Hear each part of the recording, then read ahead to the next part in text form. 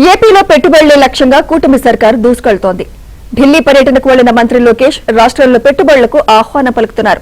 ప్రఖ్యాత company air bus కోసం కీలక చర్చలు జరిపారు. అవి ఎయిర్ బస్ ప్రోగ్రాం అవసరాలకు, సరఫరాదారుల క్లస్టరింగ్, రవాణా సౌకర్యాలు, భవిష్యత్ విస్తరణలకు అనుగుణంగా ఉంటాయని వివరించారు.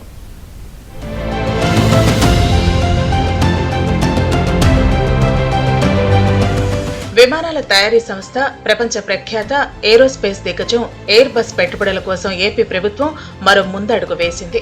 మేక్ ఇన్ ఇండియా కార్యాచరణలో భాగంగా ఎయిర్ బస్ సంస్థ తొలిసారిగా తన బోర్డు సమావేశాన్ని ఢిల్లీలో నిర్వహిస్తోంది. ఈ సమావేశానికి మంత్రి నారా లోకేష్ హాజరయ్యారు.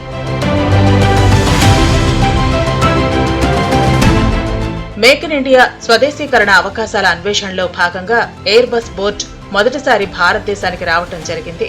ఏపీలో ప్రపంచ స్థాయి ఏరోస్పేస్ తయారీ కేంద్రం ఏర్పాటుకు లోకేష్ ప్రతిపాదన చేశారు. రాష్ట్రంలో ఎయిర్ బస్ ఆధారిత ప్రపంచ స్థాయి ఏరోస్పేస్ మ్యానుఫ్యాక్చరింగ్ ఫెసిలిటీతో పాటు దీనికి అనుబంధంగా టైర్ 1, టైర్ 2 సరఫరాదారుల సహ ఉత్పత్తి యూనిట్ల రూపంలో కలిసి పనిచేసేలా ప్రతిపాదనను మంత్రి లోకేష్ వారి ముందుంచారు. ఏపీలో ఇప్పటికే అందుబాటులో ఉన్న భూమి లభ్యతతో పాటు ప్రాజెక్టు వేగవంతంగా పూర్తి, global quality manufacturing, technology transfer కు అనుకూలంగా ఉన్న రాష్ట్ర ఏరోస్పేస్ పాలసీని వివరించారు. తద్వారా రాష్ట్రాన్ని ఎగుమతి ఆధారిత ఏరోస్పేస్ హబ్ గా తీర్చిదిద్దనున్నట్లు వెల్లడించారు.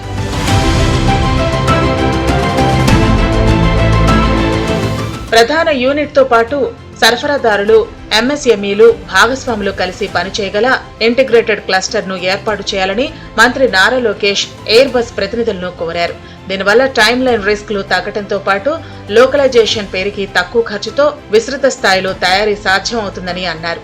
ప్రస్తుతం అభివృద్ధి చేస్తున్న ఏరోస్పేస్ కారిడార్లలో అనేక సైటింగ్ ఆప్షన్స్ ఉన్నాయని, అవి ఎయిర్ బస్ ప్రోగ్రాం అవసరాలకు, సరఫరాదారుల క్లస్టరింగ్, రవాణా సౌకర్యాలు, భవిష్యత్ విస్తరణలకు అనుగుణంగా ఉంటాయని వివరించారు.